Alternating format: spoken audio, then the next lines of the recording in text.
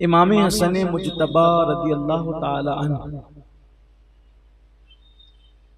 امام حسین رضی اللہ تعالی عنہ کے جو فضائل ہیں، جتنے فضائل ہیں، اکثر و بیشتر فضائل جو امام حسین کے ہیں وہی حضرت امام حسن کے بھی۔ عام طور پر احادیث میں جتنے فضائل ملتے ہیں زیادہ تر، بلکہ اس کو آپ 90% کہہ لیں، تو وہ دونوں کے فضائل ایک ساتھ ملتے ہیں، امام حسن کے بھی اور امام حسین کے۔ جیسے سیدہ شباب اہل الجنہ، کہ یہ دونوں جنتی جوانوں کے سردار ہیں۔ ایک مقام پر ریحانتین فرمایا کہ یہ دونوں میرے جنتی پھول ہیں۔ ایک مقام پر فرمایا کہ یہ دونوں میرے بیٹے ہیں، میری بیٹی کے بیٹے ہیں، میرے بیٹے ہیں۔ اسی طریقے سے اور بھی، اور اکابرین کے اقوال میں دونوں کی محبتیں مشترک بیان کی گئی،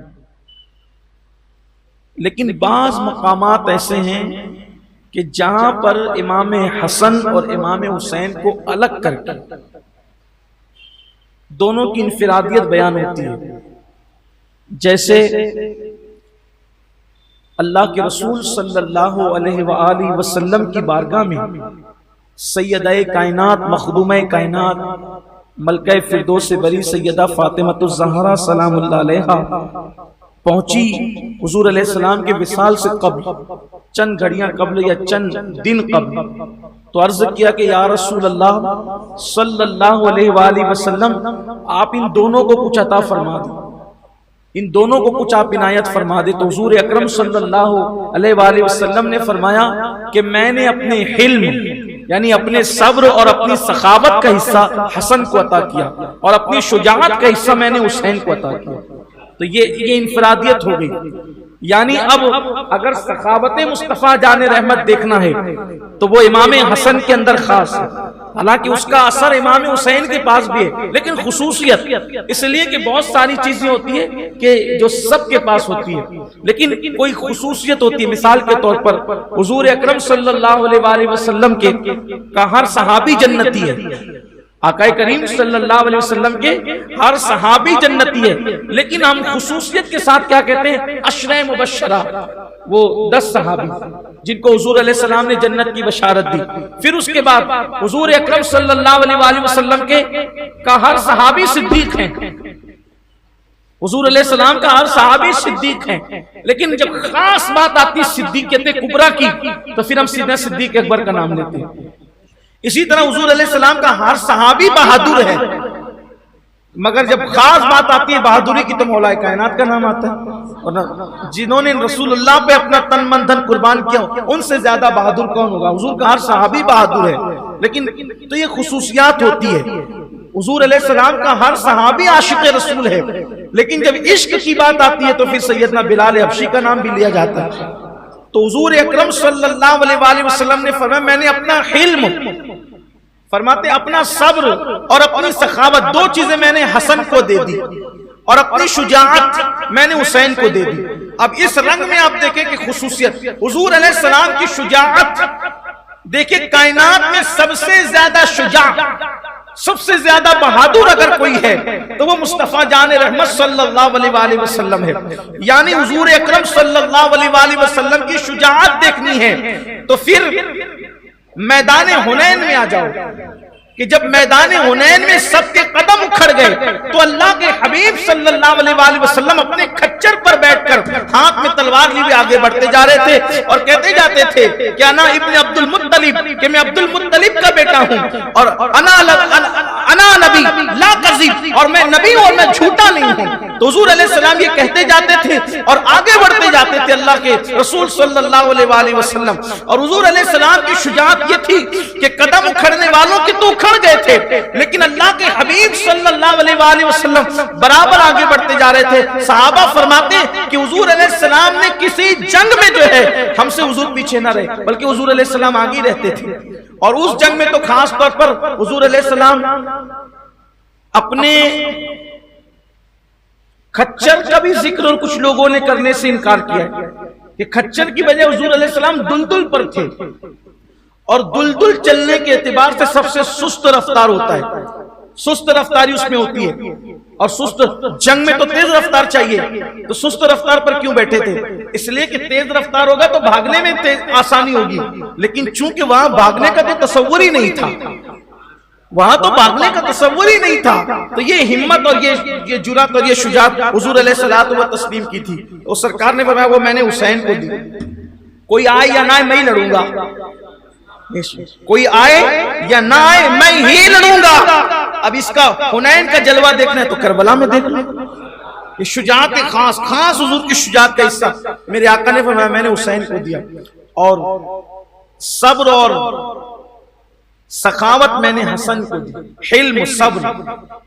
اب آگے اس کی رانائیاں آپ دیکھیں گے کہ سخاوت بھی تھی اور صبر بھی تھا۔ آپ کی ولادت ہوئی ہے رمضان المبارک کی 15 تاریخ کو، رمضان شریف کی 15 تاریخ کو 3 ہجری میں آپ کی ولادت ہوئی امام حسن پاک کی۔ حسن اتفاق سے کہ آپ کی ولادت میں اختلاف نہیں، آپ کی شہادت کی تاریخ میں اختلاف ہے، بلکہ شہادت کے سن میں بھی اختلاف ہے، بعض نے کہا 49، بعض نے کہا 50، اس کا بھی اختلاف ہو گیا، لیکن چونکہ اس اختلاف کے نام سے آپ گھبرایا نہیں کریں، کوئی روایت ایسی نہیں ہے، کوئی واقعہ ایسا نہیں کہ جس سے لوگ اختلاف نہ کریں، مگر اس میں ہوتا یہ ہے کہ طریقہ کار یہ کہ جو اکثریت کی رائے ہوتی ہے اس کو بیان کر دیا جاتا ہے، تو اکثریت کی رائے یہی ہے کہ آپ کا وصال یا آپ کی شہادت جو وہ 50 ہجری میں ہوئی، ہجرت کے 50ویں سال، اور پھر یہ 3 اقوال میں نے پڑھ دیا آپ کے سامنے کہ 28 صفر، 29 صفر اور 5 ربیع الاول، اور علامہ عبدالرحمن جامی کے موقف کے مطابق اوائل ربیع الاول، چوتھا قول بھی آ گیا۔ 3 ہجری 15 رمضان المبارک کو آپ کی ولادت، حضرت سیدہ اسماء بنت امیس رضی اللہ تعالیٰ عنہ اس وقت موجود تھی سیدہ کائنات کی بارگاہ میں۔ فرماتی حضرت اسماء بنت امیس چونکہ یہ بڑے صاحبزادے ہیں مولائے کائنات کے سیدہ پاک کے، یعنی پہلا بچہ تھا سیدہ کے گھر میں، ماہ رمضان شریف میں ولادت ہوئی۔ اسماء کہتی ہیں کہ جب ان کی ولادت کے وقت ان کو میری گود میں دیا گیا تو بچوں پر جو گندگی کا اثر اور خون کا اثر اور رطوبت کا اثر ہوتا ہے، ایسی کوئی چیز میں نے امام حسن پر نہیں دیکھی۔ وہ پاک تھے، بالکل طیب و طاہر، جن کے لیے آیہ تطہیر نازل ہونے والی ہو، وہ لوگ گندگی کے ساتھ کیسے آتے ہیں؟ جن کی پاکی کا خدائے پاک کرتا ہے بیان، آیہ تطہیر سے ظاہر ہے شان اہل بیت۔ فرماتی ہے کہ کوئی گندگی اور نجاست نہیں تھی، اور خاص بات یہ بھی خاص بات کہ جب بچے کی ولادت ہوتی ہے تو ولادت کے کچھ دنوں تک ماں اس کی نہ روزہ رکھ سکتی ہے نہ نماز پڑھ سکتی ہے، یہ چیزیں ہوتی ہیں، میں حیا کے پردے میں عرض کر رہا ہوں، لیکن سیدہ پاک نے ولادت کے بعد جو ہے وہ نہ نماز چھوڑی نہ روزہ چھوڑا، وہ برابر کرتی رہی۔ بلکہ یوں کہہ لیں کہ ظہر میں ولادت ہوئی تو عصر کی نماز بھی آپ نے ادا فرمائی، ظہر کی نماز بھی پڑھی، عصر کی نماز بھی پڑھی۔ کائنات میں خاتون ایسی ہے کہ جس کی ایک وقت کی نماز بھی نسوانی عارضے کی وجہ سے ترک نہیں ہوئی، اور جس کا ایک بھی روزہ نسوانی عارضے کی وجہ سے ترک نہیں ہوا، وہ ذات ہے سیدہ کائنات سیدہ فاطمہ الزہرا کی ذات۔ یہ پاکیزگی ہے اس خاندان والا تبار کی۔ اگر ذہنوں کی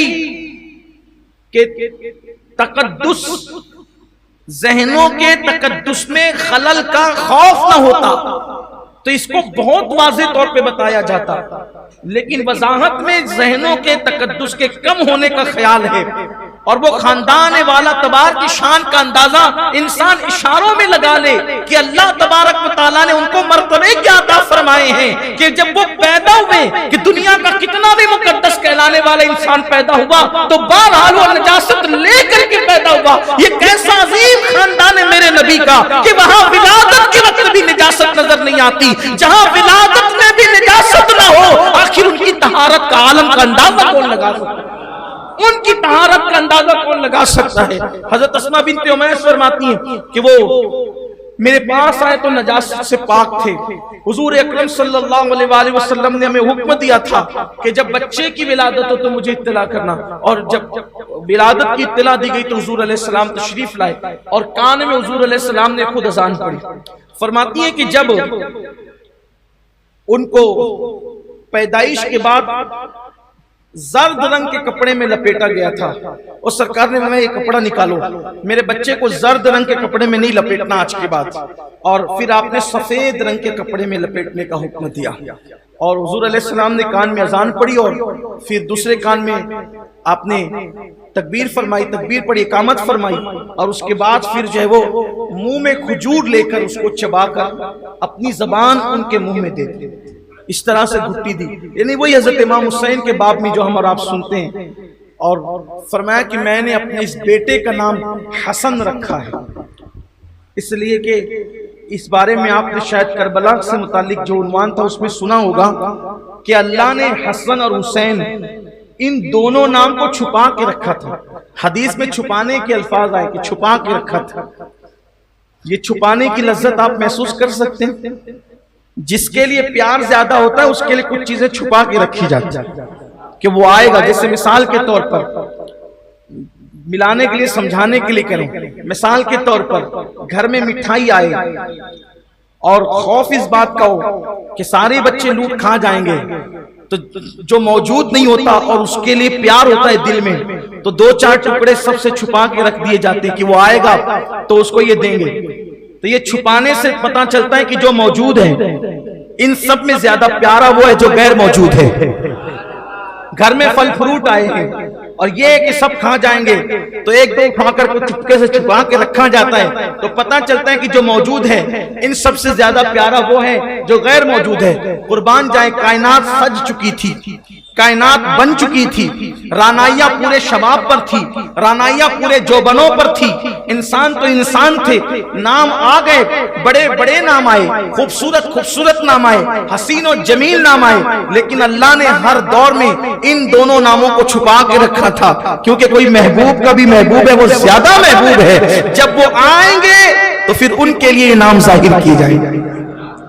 محبوب کا جو محبوب ہوتا ہے، محبوب کا جو پھر اس کے بعد محبوب کی وجہ سے ان کی محبوبیت کا خیال کیا جاتا ہے. تو میرے آقا علیہ السلام فرماتے ہیں کہ اللہ نے ان ناموں کو چھپا کے رکھا تھا، کسی کے خیال میں بھی نہیں آئے یہ نام. مگر جب یہ زبان دنیا میں آئی تو حضور علیہ السلام فرماتے ہیں کہ میرے پاس جبریل آیا اور عرض کیا کہ یا رسول اللہ اس کا نام حسن رکھیں. تو میں نے نام حسن رکھا. کتنی لذت آتی نا نام حسن میں. نام حسن کی لذت ہی اور ہے. حسن نام رکھا اور اس کے بعد ابھی نام حسن رکھا تھا کہ جنت سے ہرا کپڑا آیا، ہرا لباس. حضور نے تو سفید میں لپٹا تھا اور پھر ان کو ہرے لباس میں لپیٹ دیا گیا. اسی وقت ان کی بھی شہادت کی اطلاع تھی کہ ان کو زہر دے کر کے شہید کیا جائے گا، زہر دیا جائے گا انہیں اور زہر دے کر شہید کیا جائے گا. پھر امام حسن کا بچپنا گزرا حضور اکرم صلی اللہ علیہ وآلہ وسلم کی گود میں، مولائے کائنات کی گود میں، حضرت سیدہ کائنات کی گود میں. آپ غور فرمائیں جن کی چوکھٹ پر اگر کسی بچے کو ڈال دیا جائے، یہ وہ آستانے ہیں جن کی چوکھٹ پہ بچوں کو ڈال دیا جائے تو بچوں کا مستقبل سنور جاتا ہے.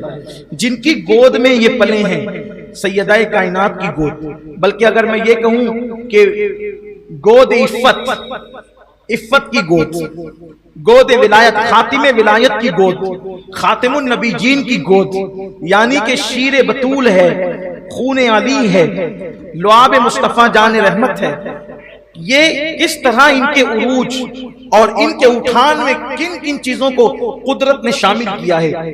وہ مولائے کائنات. آج میں نے عصر کے بعد جب باب العلم لائبریری کا افتتاح ہو رہا تھا تو میں نے لوگوں کو بتایا کہ مولائے کائنات وہ ہے کہ با کا ترجمہ کرتے رہے رات بھر، اور ابن عباس رضی اللہ تعالیٰ کو کہا کہ عباس کے بیٹے جو بیان ہوا وہ تھوڑا ہے اور جو رہ گیا وہ بہت زیادہ ہے. آپ سوچیں کہ جو شاگرد لوگ تھے ان کو اتنا دیا، جو خود کے بیٹے ہیں ان کو کتنا دیا.